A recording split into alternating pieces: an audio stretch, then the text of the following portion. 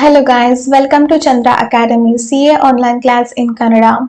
So ಇವತ್ತಿನ video cash flow ಸ್ಟೇಟ್ಮೆಂಟಿನ practical questions ಗಳನ್ನ ಸಾಲ್ವ್ ಮಾಡ್ತಾ ಇದ್ದಾನೆ. Okay, first question, how would the following cash flow be classified in accordance with AS3? So cash flow statement ಅಲ್ಲಿ ಎಷ್ಟು types of classification ಮಾಡಿದ್ದಾರೆ? 3 types of classification ಮಾಡಿದ್ದಾರೆ, right? ಅದನ್ನ ನಾನು ಪ್ರೀವಿಯಸ್ ವಿಡಿಯೋದಲ್ಲೇ ಹೇಳಿದ್ದೆ. ಸೊ ಯಾವ್ದೆಲ್ಲ? Operating cash flow, investing cash flow, and the third one is financing cash flow, right? In 3 types ಅಲ್ಲಿ ಇವಿಷ್ಟು ಆಕ್ಟಿವಿಟೀಸ್ ಯಾವ ಅಂಡರ್ ಅಲ್ಲಿ ಬರುತ್ತೆ ಅಂತ ಅಂದ್ಬಿಟ್ಟು ನಾವು ನೋಡಿ ಹೇಳ್ಬೇಕು. Is it okay? So yeah, first one, corporate income tax paid amounting to rupees 70 lakhs during the reporting period. So income tax na pay ಮಾಡಿದ್ದಾರೆ ಈ ವರ್ಷ. ಎಷ್ಟು? 70 ಲಕ್ಷದಷ್ಟು ಇನ್ಕಮ್ ಟ್ಯಾಕ್ಸ್ ನ ಪೇ ಮಾಡಿದ್ದಾರೆ. ಇನ್ಕಮ್ ಟ್ಯಾಕ್ಸ್ ನ ಪೇ ಮಾಡಿದ್ರೆ ಯಾವ ಆಕ್ಟಿವಿಟೀಸ್ ಆಗುತ್ತೆ? ಅದು ಆಪರೇಟಿಂಗ್ ಆಕ್ಟಿವಿಟೀಸ್, ರೈಟ್? ಸೊ ನಾನು ಪ್ರೀವಿಯಸ್ ವಿಡಿಯೋದಲ್ಲಿ ಹೇಳಿದ್ದೆ, ಇನ್ಕಮ್ ಟ್ಯಾಕ್ಸ್ ನ ಪೇ ಮಾಡಿದ್ರೆ ಆಪರೇಟಿಂಗ್ ಕ್ಯಾಶ್ ಫ್ಲೋ ಆಗುತ್ತೆ. ಯಾಕೆ?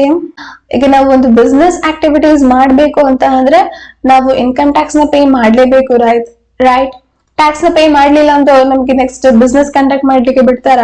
ನೋ, ಬಿಡುದಿಲ್ಲ. ಸೊ ನಾವು ಬಿಸ್ನೆಸ್ ನ ಮಾಡ್ಬೇಕು ಅಂತ ಅಂದ್ರೆ ಟ್ಯಾಕ್ಸ್ ನ ಪೇ ಮಾಡೋದು compulsory. So it is an operating cash flows, operating activities ಆಗುತ್ತೆ. Okay, next, payment of advance tax rupees 8,75,000, out of which 75,000 was towards capital gains arising on account of sale of assets during the reporting period. So advance tax na pay ಮಾಡಿದ್ದಾರೆ. ಒಂದಷ್ಟು activities ಗಳಿಗೆ ನಾವು advance tax ನ pay ಮಾಡಬೇಕು ಅಂತ ಅಂದ್ಬಿಟ್ಟು ಇರುತ್ತೆ rules. So ಇದನ್ನೆಲ್ಲ ನಾವು ಇನ್ಕಮ್ ಟ್ಯಾಕ್ಸ್ ಅಲ್ಲಿ ಓದ್ತೇವೆ. Okay, fine. ಇಲ್ಲಿ ಏನ್ ಮಾಡಿದ್ರೆ ಅಡ್ವಾನ್ಸ್ ಟ್ಯಾಕ್ಸ್ ನ ಪೇ ಮಾಡಿದ್ದಾರೆ. ಎಷ್ಟು? 8,75,000. ಈ 8,75,000 ಅಲ್ಲಿ 75,000 ಅಡ್ವಾನ್ಸ್ ಟ್ಯಾಕ್ಸ್ ಏನಕ್ಕೋಸ್ಕರ ಪೇ ಮಾಡಿರೋದು ಅಂತಂದ್ರೆ ಸೇಲ್ ಆಫ್ ಅಸೆಟ್ ನ ಸೇಲ್ ಮಾಡಿದಕ್ಕೋಸ್ಕರ ಪೇ ಮಾಡಿರೋದು. ಸೊ ಅಸೆಟ್ ನ ಸೇಲ್ ಮಾಡಿದ್ದಾರೆ ಅಂತಂದ್ರೆ ಅದು ಯಾವ ಆಕ್ಟಿವಿಟಿ ಆಗುತ್ತೆ? Investing activities, right? ಅಸೆಟ್ ನ ಸೇಲ್ ಮಾಡಿದ್ರೆ ಆಪರೇಟಿಂಗ್ ಆಕ್ಟಿವಿಟೀಸ್ ಆಗುತ್ತಾ? ನೋ, ಇನ್ವೆಸ್ಟಿಂಗ್ ಆಕ್ಟಿವಿಟೀಸ್ ಆಗುತ್ತೆ. ಸೊ ಇಲ್ಲಿ 75,000 ಅಷ್ಟು ಅಮೌಂಟ್ ಏನಾಗುತ್ತೆ? ಇನ್ವೆಸ್ಟಿಂಗ್ ಕ್ಯಾಶ್ ಫ್ಲೋ ಆಗುತ್ತೆ. ಸೊ ನೆಕ್ಸ್ಟ್ ಇನ್ ಉಳಿದಿರೋದು ಎಷ್ಟು? 8 lakh rupees, ರೈಟ್? ಸೊ ಈ 8 lakh rupees ಯಾವ್ದಕ್ಕಾಗುತ್ತೆ? Operating cash flow. Is it okay? Tax ನ ಪೇ ಮಾಡಿರೋದ್ರಿಂದ ಇನ್ನು 8 lakh ನಾವು operating activities like operating cash ಫ್ಲೋಗೆ ಹಾಕ್ತೇವೆ. Fine. Next, fixed deposit withdrawn by customer of State Bank of India, rupees 3 crore. ಇಲ್ಲಿ ನಾವು as a state bank of India ಅಂತ ಅನ್ಕೊಂಡು ಮೂರಲ್ಲಿ ಯಾವುದು ಅಂತ ಅಂದ್ಬಿಟ್ಟು ಕ್ಲಾಸಿಫಿಕೇಶನ್ ಮಾಡ್ಬೇಕು. Okay, fine. Fixed deposit withdrawn by customers of State Bank India. Fixed deposit amount ನ ಯಾರು ಕಸ್ಟಮರ್ ವಿತ್ಡ್ರಾನ್ ಮಾಡಿದ್ದಾರೆ. Okay, so customer FD amount ನ ವಿತ್ಡ್ರಾನ್ ಮಾಡಿದ್ದಾರೆ ಅಂತ ಅಂದ್ರೆ ಅದು ಬ್ಯಾಂಕಿಗೆ ಯಾವ ಆಕ್ಟಿವಿಟಿ ಆಗುತ್ತೆ? Operating activities, right? ಸೊ ಇದೇ ಬ್ಯಾಂಕಿನ ಕೆಲಸನೇ ಏನು? FD ಕಟ್ಟಿಸ್ಕೊಡೋದು, FD ಅಮೌಂಟ್ ನ ಅವರಿಗೆ ವಾಪಸ್ ಕೊಡೋದು, SB ಅಕೌಂಟ್ ದುಡ್ಡು ಹಾಕಿಸ್ಕೊಡೋದು, SB ಅಕೌಂಟ್ ಇಂದ ದುಡ್ಡು ಅವರು ಡಿಮ್ಯಾಂಡ್ ಮಾಡಿದ ತಕ್ಷಣ ವಾಪಸ್ ಕೊಡೋದು. ಸೊ ಇದೇ ಕೆಲಸ ಬ್ಯಾಂಕ್ ಇಂದು. ಏನದು? ಆಪರೇಟಿಂಗ್ ಆಕ್ಟಿವಿಟೀಸ್ ಬ್ಯಾಂಕ್ ಇಂದು. ಸೊ ಇಲ್ಲಿ FD ಅಮೌಂಟ್ ನ ಕಸ್ಟಮರ್ ವಿತ್ಡ್ರಾನ್ ಮಾಡ್ತಾ ಇದ್ದಾರೆ ಅಂತ ಅಂದ್ರೆ ಯಾವ ಆಕ್ಟಿವಿಟೀಸ್ ಆಗುತ್ತೆ? ಆಪರೇಟಿಂಗ್ ಕ್ಯಾಶ್ ಫ್ಲೋ ಆಗುತ್ತೆ. Is it okay? So yeah, ಈ ಕ್ವೆಶನ್ ಅಲ್ಲಿ ಏನು, ಯಾವ ತರ ನಾವು ಕ್ಲಾಸಿಫೈ ಮಾಡ್ತೇವೆ ಕ್ಯಾಶ್ ಫ್ಲೋ ಸ್ಟೇಟ್ಮೆಂಟ್ ನ ಪ್ರಿಪೇರ್ ಮಾಡ್ಬೇಕಾದ್ರೆ ಇದಿಷ್ಟು ಆಕ್ಟಿವಿಟೀಸ್ ನ ಅಂತ ಅಂದ್ಬಿಟ್ಟು ಬರೆದ್ರೆ ಆಯ್ತು. ಆಪರೇಟಿಂಗ್ ಕ್ಯಾಶ್ ಫ್ಲೋನ, ಇನ್ವೆಸ್ಟಿಂಗ್ ಕ್ಯಾಶ್ ಫ್ಲೋನ ಅಥವಾ ಫಿನಾನ್ಸಿಂಗ್ ಕ್ಯಾಶ್ ಫ್ಲೋನ ಅಂತ. Is it okay? Fine. Next one, Money Limited, a non-financial company, has the following entries in its bank account. It has sought your advice on the treatment of the same for preparing cash flow statement. So Money Limited ಅನ್ನುವಂತಹ company, what it is, non-financial company. Okay, ಆ non-financial ಕಂಪನಿಯಲ್ಲಿ ಇಷ್ಟು transaction ಆಗಿದೆ. Cash flow statement prepare ಮಾಡ್ಬೇಕಾದ್ರೆ ಯಾವ activities under ಅಲ್ಲಿ ಬರಬೇಕು ಅಂತ ಅಂದ್ಬಿಟ್ಟು ಹೇಳ್ಬೇಕು. loans and advances given to the following and interest earned to them. So loans and advances ಇವರು 3 ಜನಕ್ಕೂ ಕೊಟ್ಟಿದ್ದಾರಂತೆ, ಹಾಗೆ ಅವರಿಂದ ಇಂಟ್ರೆಸ್ಟ್ ನ ಅರ್ನ್ ಮಾಡ್ತಾ ಇದ್ದಾರೆ. ಸೊ ಯಾವ ಆಕ್ಟಿವಿಟಿ ಅಂತ ಹೇಳ್ಬೇಕು. ಲೋನ್ಸ್ ಅಂಡ್ ಅಡ್ವಾನ್ಸಸ್ ನ ನಾವು ಸಪ್ಲೈಯರ್ಸ್ ಗೆ ಕೊಟ್ರೆ ಯಾವ ಆಕ್ಟಿವಿಟೀಸ್ ಆಗುತ್ತೆ? ಲೋನ್ಸ್ ಅಂಡ್ ಅಡ್ವಾನ್ಸಸ್ ನ ಸಪ್ಲೈಯರ್ ಗೆ ಕೊಟ್ರೆ ಆಪರೇಟಿಂಗ್ ಕ್ಯಾಶ್ ಫ್ಲೋ ಆಗುತ್ತೆ, right. Next loans and advances employers ಗೆ ಕೊಟ್ರೆ that is also operating cash flows. Next, to its subsidiary company ಗೆ ಕೊಡ್ತಾ ಇದ್ದೀವಿ ನಾವು loans and advances ಅಂತ ಹೇಳಿದ್ರೆ investing activity ಆಗುತ್ತೆ, that is investment cash flow, investing cash flow. So ಈ ಮೂರು ನಾನು previous ವಿಡಿಯೋದಲ್ಲಿ ಎಕ್ಸಾಂಪಲ್ ಕೊಟ್ಟಿದ್ದೆ, right. Next, investment made in subsidiary smart limited and dividend receiver. So investment ಮಾಡಿದ್ದೇವೆ, ಸೊ ಅದಕ್ಕೋಸ್ಕರ ಡಿವಿಡೆಂಡ್ ರಿಸೀವ್ ಮಾಡ್ತಾ ಇದೀವಿ ಅಂತ ಹೇಳಿದ್ರೆ ಇನ್ವೆಸ್ಟಿಂಗ್ ಕ್ಯಾಶ್ ಫ್ಲೋ ಆಗುತ್ತೆ. Next, dividend for the year, dividend paid for the year. So ಇಲ್ಲಿ ನೋಡಿ, ಇಲ್ಲಿ ಡಿವಿಡೆಂಡ್ ನ ನಾವು ರಿಸೀವ್ ಮಾಡ್ತಾ ಇದ್ದೇವೆ, ಯಾಕೆ? ನಾವು ಇನ್ವೆಸ್ಟ್ಮೆಂಟ್ ಮಾಡಿದ್ವಿ ಶೇರ್ ಮೇಲೆ, ಸೊ ಅದಕ್ಕೋಸ್ಕರ ಅವ್ರು ನಮಗೆ ಡಿವಿಡೆಂಡ್ ಕೊಡ್ತಾ ಇದೀವಿ ಅಂತ ಹೇಳಿದ್ರೆ ದಟ್ ಇಸ್ ಇನ್ವೆಸ್ಟ್ಮೆಂಟ್ ಆಕ್ಟಿವಿಟಿ ಆಗುತ್ತೆ. ಬಟ್ ಇಲ್ಲಿ ಏನಾಗಿದೆ, ಡಿವಿಡೆಂಡ್ ನ ಪೇ ಮಾಡ್ತಾ ಇದ್ದೇವೆ, ರೈಟ್. ಫಿನಾನ್ಸಿಂಗ್ ಆಕ್ಟಿವಿಟೀಸ್ ಆಗುತ್ತೆ, ಯಾಕೆ ಅಂತ ಹೇಳಿದ್ರೆ ಶೇರ್ಸ್ ನಾವು ಇಶ್ಯೂ ಮಾಡಿರೋದ್ರಿಂದ ನಮ್ಗೆ ದುಡ್ಡು ಬಂತು, ಕ್ಯಾಶ್ ಇನ್ಫ್ಲೋ ಆಯ್ತು, ಸೊ ಅದಕ್ಕೋಸ್ಕರ ಈಗ ನಾವು ಡಿವಿಡೆಂಡ್ ನ ಪೇ ಮಾಡ್ತಾ ಇದ್ವಿ ಶೇರ್ಸ್ಗೋಸ್ಕರ. Is it right? ಶೇರ್ಸ್ ನ ಫಸ್ಟ್ ಇಶ್ಯೂ ಮಾಡಿದ್ವಿ, ಅದಕ್ಕೋಸ್ಕರ ಈಗ ನಮ್ಮ ಶೇರ್ ಹೋಲ್ಡರ್ಸ್ ಗೆ ನಾವು ಡಿವಿಡೆಂಡ್ ನ ಪೇ ಮಾಡ್ತಾ ಇದ್ದೇವೆ, ರೈಟ್. ಇದು ಯಾವ ಆಕ್ಟಿವಿಟಿ ಆಗುತ್ತೆ? ಫಿನಾನ್ಸಿಂಗ್ ಕ್ಯಾಶ್ ಫ್ಲೋ ಆಗುತ್ತೆ. ಓಕೆ, ಡಿವಿಡೆಂಡ್ ರಿಸೀವ್ಡ್ ಅಂತ ಹೇಳಿದ್ರೆ ಇನ್ವೆಸ್ಟಿಂಗ್ ಕ್ಯಾಶ್ ಫ್ಲೋ ಆಗುತ್ತೆ, ಡಿವಿಡೆಂಡ್ ಪೇಡ್ ಅಂತ ಹೇಳಿದ್ರೆ ಯಾವಾಗ್ಲೂ ಫಿನಾನ್ಸಿಂಗ್ ಕ್ಯಾಶ್ ಫ್ಲೋ ಆಗುತ್ತೆ. Is it okay? Fine. Next question. From the following information of XYZ Limited, calculate cash and cash equivalents as on 31st/3/2002 as per AS3. Fine. Balance as per the bank account rupees 25,000, check issued but not presented in bank rupees 15,000, short-term investment in liquid equity shares of ABC Limited rupees 50,000, FD created on 1/11/2001 and maturing on 15th/4/2002. There is 75,000. Short-term investment in highly liquid sovereign debt mutual fund on 1/3/2002 having maturity period is less than 3 months. It is 1 lakh rupees. Bank balance in a foreign currency account in India $1,000. Okay. Conversion rate on the day of deposit rupees 69 per US dollar. As on 31st/3/2002 rupees 70 per US dollar. ಇಲ್ಲಿ ಏನ್ ಕೇಳಿದ್ದಾರೆ, cash and cash equivalence ಯಾವ್ದೆಲ್ಲ ಇವೆಷ್ಟರಲ್ಲಿ ಅಂತ ಅಂದ್ಬಿಟ್ಟು ನಾವು find out ಮಾಡ್ಬೇಕು. ಯಾವಾಗ 31st/2002 ನಲ್ಲಿ cash and cash equivalence ಎಷ್ಟು ಇತ್ತು XYZ ಲಿಮಿಟೆಡ್ ಕಂಪನಿಯಲ್ಲಿ ಅಂತ ನಾವು ಕ್ಯಾಲ್ಕುಲೇಟ್ ಮಾಡ್ಬೇಕು. Firstly cash and cash equivalence ಅಂತ ಅಂದ್ಬಿಟ್ಟು ಕರಿಬೇಕಂದ್ರೆ ಏನೆಲ್ಲ ಕ್ರೈಟೇರಿಯಾ ಅವರು ಸ್ಯಾಟಿಸ್ಫೈ ಮಾಡಿರ್ಬೇಕು? ಸೊ ಪ್ರೀವಿಯಸ್ ವಿಡಿಯೋದಲ್ಲಿ ನಾವು ಕಲ್ತಿದ್ದೀವಿ, ರೈಟ್. ಫಸ್ಟ್ ಏನು, ಕ್ಯಾಶ್ ಇನ್ ಹ್ಯಾಂಡ್ ಆಗಿದ್ರೆ ಅದನ್ನ ನಾವು ಕ್ಯಾಶ್ ಅಂಡ್ ಕ್ಯಾಶ್ ಈಕ್ವಲೆನ್ಸ್ ಅಂತ ಅಂದ್ಬಿಟ್ಟು ಕರಿತೀವಿ, right. So second one is cash at bank ಅಲ್ಲಿ ಇದ್ರು ಕೂಡ ನಾವು ಅದನ್ನ ನಾವು ಯಾವ್ದು ಬ್ಯಾಂಕ್ ಅಲ್ಲಿ ಇದ್ರು ಡಿಮ್ಯಾಂಡ್ ಮಾಡ್ತಷ್ಟ ನಮ್ಗೆ ಅವರು ಪೇ ಮಾಡ್ಬೇಕು ಅಂತಹ ಕ್ಯಾಶ್ ಗಳನ್ನ ಮಾತ್ರ, ಅಂತಹ ಕ್ಯಾಶ್ ಬ್ಯಾಂಕ್ ಅಲ್ಲಿ ಇದ್ರೆ ಮಾತ್ರ ಅದನ್ನ ನಾವು ಕ್ಯಾಶ್ ಅಂಡ್ ಕ್ಯಾಶ್ ಈಕ್ವಲೆನ್ಸ್ ಅಂತ ಕರಿತೀವಿ. ಅಂಡ್ ಮೂರನೇದೇನು, ಶಾರ್ಟ್ ಟರ್ಮ್ ಆಗಿರ್ಬೇಕು. ಒಂದು ಕ್ಯಾಶ್ ಅಂಡ್ ಕ್ಯಾಶ್ ಈಕ್ವಲೆನ್ಸ್ ಅಂತ ಅಂದ್ಬಿಟ್ಟು ನಾವು ಕರಿತಾ ಇದೀವಿ ಅಂದ್ರೆ ಶಾರ್ಟ್ ಟರ್ಮ್ ಆಗಿರ್ಬೇಕು. ಶಾರ್ಟ್ ಟರ್ಮ್ ಅಂದ್ರೆ ಏನು, ಇಲ್ಲಿ ಲೆಸ್ ದೆನ್ 3 months ಇದ್ರೆ ಅದನ್ನ ಶಾರ್ಟ್ ಟರ್ಮ್ ಅಂತ ಅಂದ್ಬಿಟ್ಟು ಕರಿತೀವಿ. ಹಾಗೆ ಲಿಕ್ವಿಡ್ ಆಗಿರ್ಬೇಕು, ಹೈಲಿ ಲಿಕ್ವಿಡ್ ಇನ್ವೆಸ್ಟ್ಮೆಂಟ್ ಆಗಿರ್ಬೇಕು, ರೈಟ್. ನೆಕ್ಸ್ಟ್, ರಿಸ್ಕ್ ಇರಬಾರ್ದು. ಸೊ ರಿಸ್ಕ್ ಇರಬಾರ್ದು, ಇಂಥ ಐಟಮ್ಸ್ ನಾವು ಕ್ಯಾಶ್ ಅಂಡ್ ಕ್ಯಾಶ್ ಈಕ್ವಲೆನ್ಸ್ ಅಂತ ಕರಿತೀವಿ. ಸೊ ಮೂರು ಅಂಡರ್ ಅಲ್ಲಿ ಯಾವ್ದೆಲ್ಲ ಬರುತ್ತೆ ಅಂತ ಅಂದ್ಬಿಟ್ಟು ನೋಡೋಣ. ಸೊ ಏನನ್ನ ಕ್ಯಾಲ್ಕುಲೇಟ್ ಮಾಡ್ಲಿಕ್ಕೆ ಹೇಳಿದ್ದಾರೆ ಇಲ್ಲಿ ನಮ್ಗೆ, cash and cash equivalence as on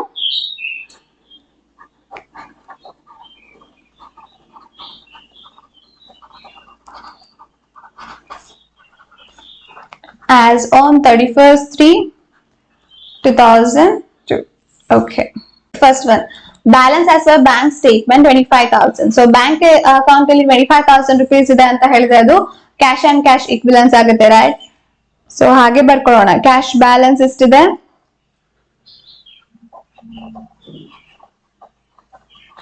with bank, right?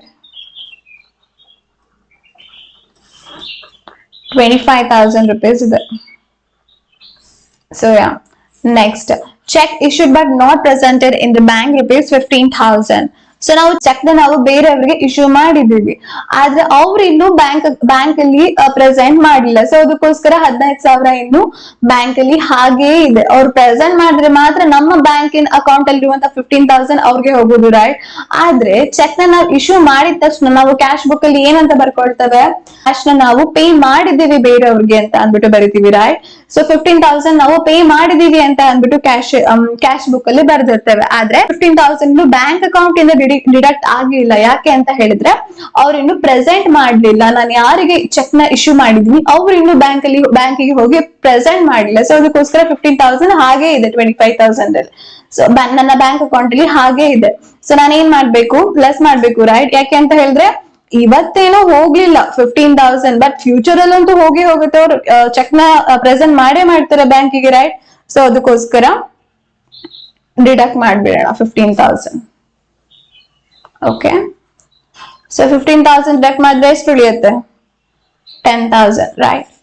Okay, next, short term investment in liquid equity shares of ABC limited. Okay, ಒಂದು ಕ್ಯಾಶ್ ಅಂಡ್ ಕ್ಯಾಶ್ ಈಕ್ವಿಲೆನ್ಸ್ ಅಂತ ಅಂದ್ಬಿಟ್ಟು ಕರೆಯೋಕೆ ಏನೆಲ್ಲ ಇರಬೇಕು?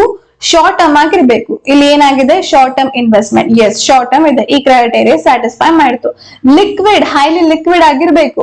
ಲಿಕ್ವಿಡ್ ಈಕ್ವಿಟಿ ಶೇರ್ಸ್ ಅಂತ ಕರಿತಿದ್ದಾರೆ. ಓಕೆ, ಈ ಕ್ರೈಟೇರಿಯಾ ಕೂಡ ಸ್ಯಾಟಿಸ್ಫೈ ಮಾಡ್ತು. ನೆಕ್ಸ್ಟ್, ರಿಸ್ಕ್ ಇರಬಾರ್ದು ಅಂತ ಹೇಳಿದ್ದಾರೆ. ಈಕ್ವಿಟಿ ಶೇರ್ಸ್ ಅಂತ ಅಂದ್ರೆ ಏನು? ಆಕ್ಚುಲಿ ಈಕ್ವಿಟಿ ಶೇರ್ ಅಂತ ಅಂದ್ರೆ ಹೈಲಿ ರಿಸ್ಕ್ ಇರುತ್ತೆ ಈಕ್ವಿಟಿ ಶೇರ್ ಅಲ್ಲಿ. ಸೊ ಈಕ್ವಿಟಿ ಶೇರ್ಸ್ ಅಂತ ಹೇಳಿದ್ರೆ ರಿಸ್ಕ್ ಜಾಸ್ತಿ ಇರುತ್ತೆ, ಕಾಸ್ಟ್ ಕಮ್ಮಿ ಇರುತ್ತೆ. ಓಕೆ, ರಿಸ್ಕ್ ಜಾಸ್ತಿ ಇರುತ್ತೆ, ಕಾಸ್ಟ್ ಕಮ್ಮಿ ಇರುತ್ತೆ. ಅದೇ ಡಿಬೆಂಚರ್ ಅಂತ ಹೇಳಿದ್ರೆ ಡಿಬೆಂಚರ್ ಅಥವಾ ಲೋನ್, ಯಾವುದೇ ಡೆಟ್ ಆಗಿರ್ಲಿ, ಇದು ಏನಾಗಿರುತ್ತೆ? ರಿಸ್ಕ್ ಕಮ್ಮಿ ಇರುತ್ತೆ, ಬಟ್ ಕಾಸ್ಟ್ ಜಾಸ್ತಿ ಇರುತ್ತೆ. ಕಂಪನಿಗೆ ಇದು ರಿಸ್ಕ್ ಕಮ್ಮಿ ಅಂತ ಅನ್ಸುತ್ತೆ, ಬಟ್ ಕಾಸ್ಟ್ ಜಾಸ್ತಿ ಇರುತ್ತೆ. ಸೊ ಇದೆಲ್ಲ ಏನು ಅಂತ ಅಂದ್ಬಿಟ್ಟು ನಾವು FM ಅಲ್ಲಿ ಕಾಸ್ಟ್ ಆಫ್ ಕ್ಯಾಪಿಟಲ್ ಅನ್ನುವಂತಹ ಚಾಪ್ಟರ್ ಅಲ್ಲಿ ತಿಳ್ಕೊಳ್ತೀವಿ. ಈಗ ಜಸ್ಟ್ ಇಷ್ಟೇ ಸಾಕು. ಈಕ್ವಿಟಿ ಶೇರ್ ಅಂತ ಅಂದ್ರೆ ಏನು? ರಿಸ್ಕ್ ಜಾಸ್ತಿ ಇರುತ್ತೆ, ಕಾಸ್ಟ್ ಕಮ್ಮಿ ಇರುತ್ತೆ. ಡಿಬೆಂಚರ್ ಅಂತ ಅಂದ್ರೆ ಏನು? ರಿಸ್ಕ್ ಕಮ್ಮಿ ಇರುತ್ತೆ, ಕಾಸ್ಟ್ ಜಾಸ್ತಿ ಇರುತ್ತೆ. ಓಕೆ, ಇದನ್ನ ನಾವು FM ಅಲ್ಲಿ ಡೀಟೇಲ್ ಆಗಿ ಓದ್ಕೊಳ್ತೇವೆ.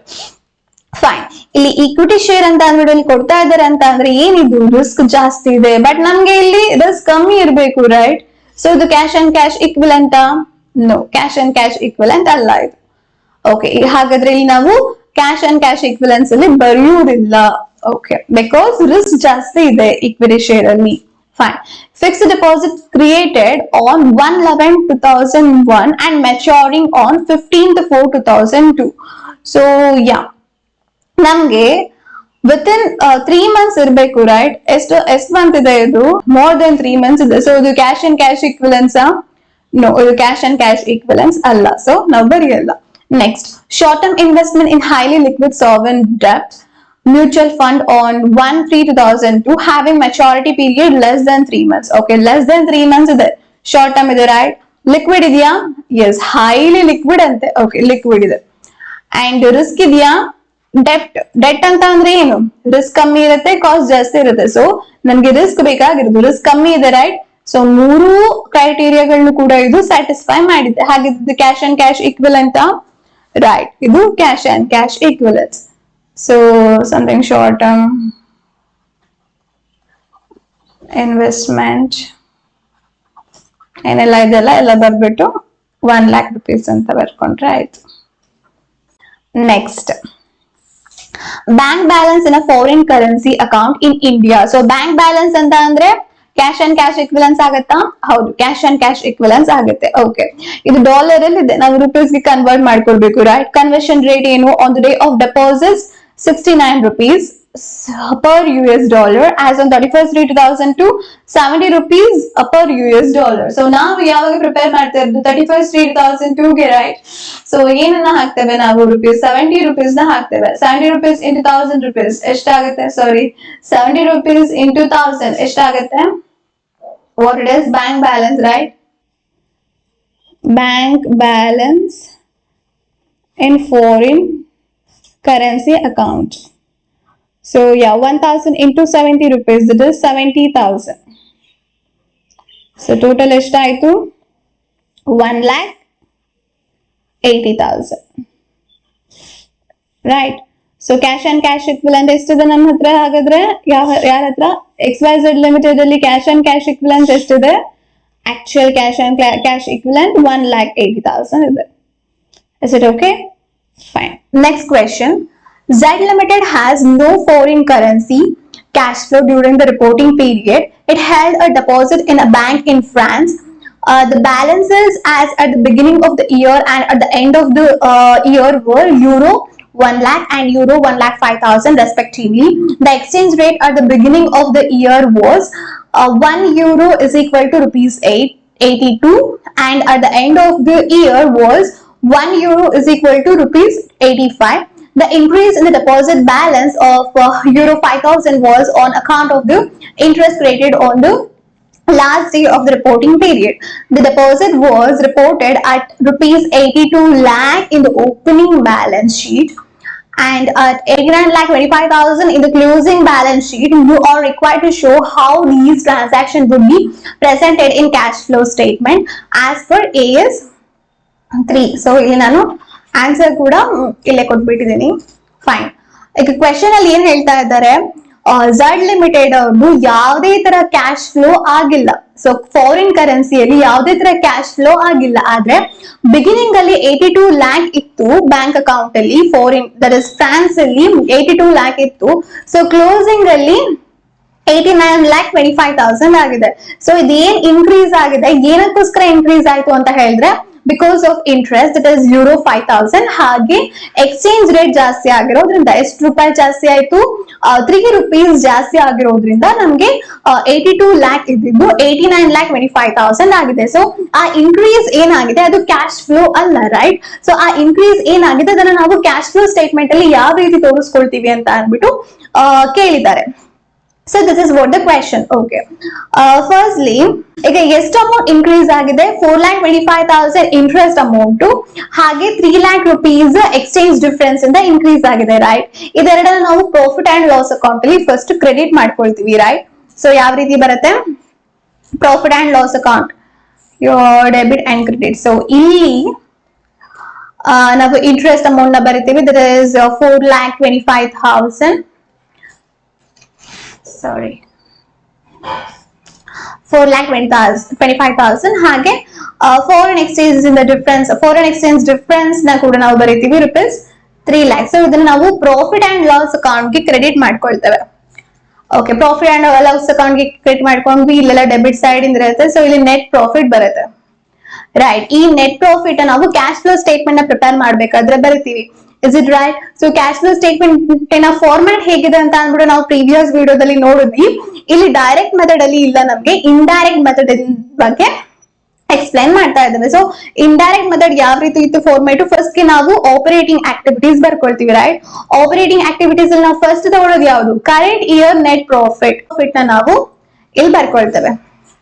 ಓಕೆ, ಬಟ್ ಫಾರ್ಮ್ಯಾಟ್ ಅಲ್ಲಿ ಹೇಗಿತ್ತು ಅಂತ ಹೇಳಿದ್ರೆ opening net profit minus closing net profit. So ಅದನ್ನ ಕರೆಂಟ್ ಇಯರ್ ನೆಟ್ ಪ್ರಾಫಿಟ್ ಅಂತ ಅಂದ್ಬಿಟ್ಟು ಬರ್ದೆ. ಯಾವಾಗ? ಅದು ಬ್ಯಾಲೆನ್ಸ್ ಶೀಟ್ ಅಲ್ಲಿ ಕೊಟ್ಟಾಗ, net profit related information balance sheet ಅಲ್ಲಿ ಕೊಟ್ಟಾಗ.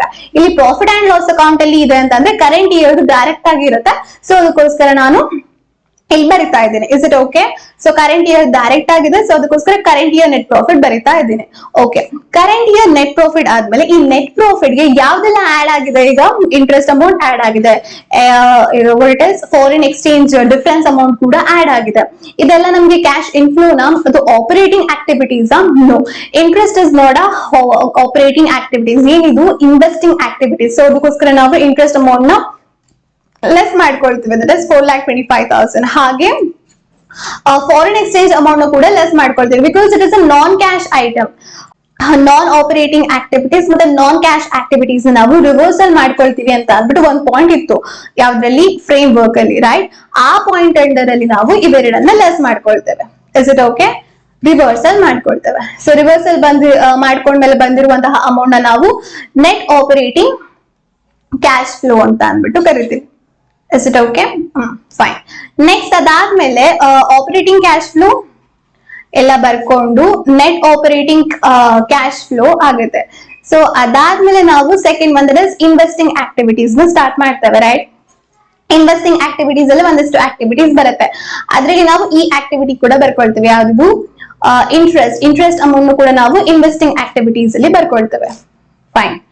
ನೆಕ್ಸ್ಟ್ ಇನ್ವೆಸ್ಟಿಂಗ್ ಆಕ್ಟಿವಿಟೀಸ್ ಎಲ್ಲ ಅಮೌಂಟ್ ಎಲ್ಲ ಬರ್ಕೊಂಡು ಇದ್ರಲ್ಲೂ ಕೂಡ ನಮ್ಗೆ ನೆಟ್ ಇನ್ವೆಸ್ಟಿಂಗ್ ಕ್ಯಾಶ್ ಫ್ಲೋ ಬರುತ್ತೆ. ಅದಾದ್ಮೇಲೆ ನಾವು ಫಿನಾನ್ಸಿಂಗ್ ಆಕ್ಟಿವಿಟೀಸ್ ಬರ್ಕೊಳ್ತೀವಿ. ಸೊ ಇದು ಕೂಡ ಅಷ್ಟೇ. ಸೊ ನೆಟ್ ಸಿಗುತ್ತೆ, ನೆಟ್ ಫಿನಾನ್ಸಿಂಗ್ ಕ್ಯಾಶ್ ಫ್ಲೋ. ಇಲ್ಲಿ ಲಾಸ್ಟ್ ಗೆ ನಾವು ಟೋಟಲ್ ಅಮೌಂಟ್ ನ ಬರ್ಕೊಂಡಿರ್ತೀವಿ. ಓಕೆ, ಇದು ಇನ್ಫ್ಲೋ ಆದ್ರೂ ಆಗಿರ್ಬೋದು, ಔಟ್ಫ್ಲೋ ಆದ್ರೂ ಆಗಿರ್ಬೋದು. ಟೋಟಲ್ ಅಮೌಂಟ್ ಏನಾದ್ರೂ ಕ್ಯಾಶ್ ಜಾಸ್ತಿ ಇದ್ರೆ ಆಪರೇಟಿಂಗ್ ಆಕ್ಟಿವಿಟೀಸ್ ಇಂದ ಕ್ಯಾಶ್ ಇನ್ಫ್ಲೋ ಆಗಿದ್ರೆ ಅದನ್ನ ಆಡ್ ಮಾಡ್ತೇವೆ, ಅಥವಾ ಔಟ್ಫ್ಲೋ ಆಗಿದ್ರೆ ಅದನ್ನ ಲೆಸ್ ಮಾಡ್ತೇವೆ. ಸೊ ಈ ರೀತಿ ಔಟ್ಫ್ಲೋ ಇದ್ರೆ ಇದನ್ನ ಲೆಸ್ ಮಾಡ್ತೇವೆ, ಇನ್ಫ್ಲೋ ಇದ್ರೆ ಆಡ್ ಮಾಡ್ತೇವೆ. ಇದಿಷ್ಟನ್ನು ಆಡ್ ಆರ್ ಲೆಸ್ ಮಾಡ್ಕೊಂಡು ಸೊ ಒಂದ್ ಅಮೌಂಟ್ ಬರುತ್ತೆ. So that is a net amount. Okay, ಅದಕ್ಕೆ ನಾವು opening balance of cash and cash equivalence ನ ಪ್ಲಸ್ ಮಾಡ್ತೇವೆ. ಸೊ ಅದನ್ನ ಆಡ್ ಮಾಡಿದ್ಮೇಲೆ ನಮ್ಗೆ ಬರುವಂತಹ answer closing balance of cash and cash equivalence ಆಗುತ್ತೆ. ಸೊ ಈ ರೀತಿ ಆಕ್ಚುಲಿ ನಾವು ಕ್ಯಾಶ್ ಫ್ಲೋ ಸ್ಟೇಟ್ಮೆಂಟ್ ನ ಪ್ರಿಪೇರ್ ಮಾಡೋದು. Is it okay? Fine. So ಇಲ್ಲಿ ಇಂಟ್ರೆಸ್ಟ್ ಮತ್ತೆ ಫಾರಿನ್ ಎಕ್ಸ್ಚೇಂಜ್ ನ ಎಫೆಕ್ಟ್ ಎಲ್ಲೆಲ್ಲಿ ಆಯ್ತು ಇವೆರಡನ್ನ ಫಸ್ಟ್ ನಾವು ನೆಟ್ ಪ್ರಾಫಿಟ್ ಅಲ್ಲಿ ಲೆಸ್ ಮಾಡ್ಕೊಳ್ತೀವಿ, because it is not a operating activity. What it is then non cash transaction ಮತ್ತೆ ನಾನ್ ಆಪರೇಟಿಂಗ್ ಆಕ್ಟಿವಿಟೀಸ್. ಸೊ ಅದಕ್ಕೋಸ್ಕರ ನಾವಿಲ್ಲಿ ರಿವರ್ಸಲ್ ಮಾಡ್ಕೊಳ್ತೇವೆ. ಓಕೆ, ರಿವರ್ಸಲ್ ಮಾಡ್ಕೊಂಡಾದ್ಮೇಲೆ ನೆಕ್ಸ್ಟ್ ಎಲ್ಲಿ ಬರೀತೇವೆ, ಇಂಟ್ರೆಸ್ಟ್ ಏನು ರಿಸೀವ್ ಮಾಡಿದ್ವಿ ಅದನ್ನ ಇನ್ವೆಸ್ಟಿಂಗ್ ಆಕ್ಟಿವಿಟೀಸ್ ಅಂಡರ್ ಅಲ್ಲಿ ಬರೀತೇವೆ. ಹಾಗಾದ್ರೆ ಡಿಫರೆನ್ಸ್ ನಾವು ಎಲ್ಲಿ ಬರ್ಕೊಳ್ತೇವೆ? ಡಿಫರೆನ್ಸ್ ನ ನಾವು ಈ ಓಪನಿಂಗ್ ಬ್ಯಾಲೆನ್ಸ್ ಅಲ್ಲಿ 82 ಲ್ಯಾಕ್ ಏನಿದೆ ಅದನ್ನ ನಾವು 82 ಲ್ಯಾಕ್ ಅಂತ ಬರ್ಕೊಳ್ಳಲ್ಲ, ಆ ಡಿಫರೆನ್ಸ್ ಅಮೌಂಟ್ ಕೂಡ ಆಡ್ ಮಾಡಿ ಬರ್ಕೊಳ್ತೇವೆ. ಎಷ್ಟಂತ ಬರ್ಕೊಳ್ತೇವೆ? So 3 lakh, right?